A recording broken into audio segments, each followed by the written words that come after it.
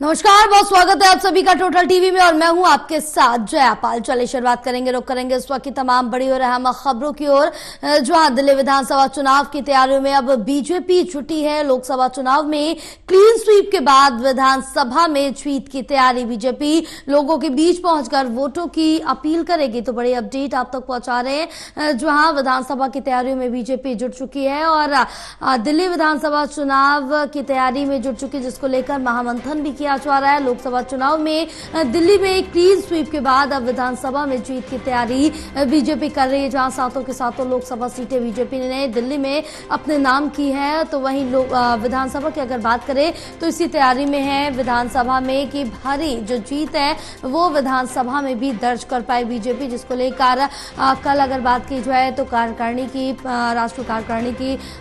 प्रदेश कार्यकारिणी की बैठक हुई थी, जिसकी अध्यक्षता यहाँ पर केंद्रीय मंत्री ने की थी और बीजेपी के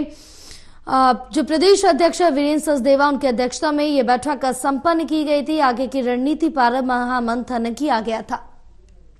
हमारे साथ हमारे सहयोगी रिया लाइव जुड़ी हुई हैं और ज्यादा जानकारी देंगे। रिया, कल जिस तरह से देखे कि प्रदेश कार्यकारिणी की बैठक हुई थी, आगामी विधानसभा चुनावों के मद्देनजर रखते हुए जो पार्टी में महामंथन है वो किया जा रहा है, क्योंकि लोकसभा की अगर बात करें तो लोकसभा में क्लीन स्वीप किया था, सारी सीटें लोकसभा की अपने नाम की थी दिल्ली में। बिल्कुल, देखिए जयापाल, राजधानी दिल्ली की अगर बात करें तो राजधानी दिल्ली में बेहद जल्द ही जो विधानसभा के चुनाव हैं वो आने वाले हैं, जिसे लेकर दिल्ली बीजेपी की जो तैयारियां हैं वो शुरू हो चुकी हैं। बीते दिन ही हमने देखा कि दिल्ली बीजेपी की ओर से एक बड़ी कार्यकारिणी बैठक हुई, जिसकी अध्यक्षता जो है पीयूष गोयल के माध्यम से की गई। वहां पर वीरेंद्र सचदेवा मौजूद रहे। उसके अलावा पार्टी के कई सारे जो नेता हैं उनकी मौजूदगी वहां पर रही और कुछ कार्यकारिणी जो अध्यक्ष हैं वो भी वहां पर शामिल हुए। हालांकि जिस तरीके से बैठक हुई, बैठक में जो योजनाबद्ध तरीके से दिल्ली में आने वाले विधानसभा चुनाव को लेकर जो तैयारियों के बारे में मंथन किया गया है, उससे ये जाहिर हो जाता है कि विधानसभा चुनाव को लेकर भी जो दिल्ली बीजेपी है अब वो जुट चुकी है। हालांकि बीजेपी का आप देखेंगे तो जो लोकसभा का चुनाव हुआ, लोकसभा के चुनाव में सातों ही सीटों पर बीजेपी ने जीत हासिल की और कहा जा सकता है कि अन्य पार्टियों को क्लीन स्वीप करते हुए जो बीजेपी है उसने लोकसभा में जीत को हासिल किया, जिसके बाद से विधानसभा चुनाव को लेकर जो बीजेपी है वो बहुत ज्यादा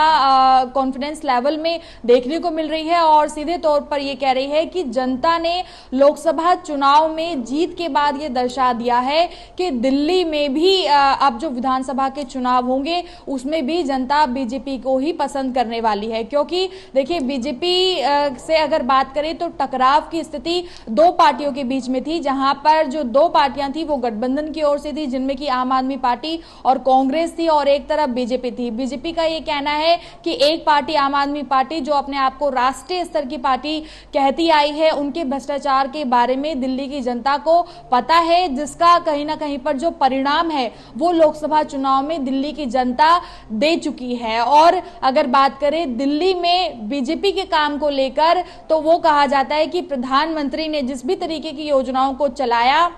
और जो विकास किया उस पर जनता ने अपना विश्वास जताते हुए ही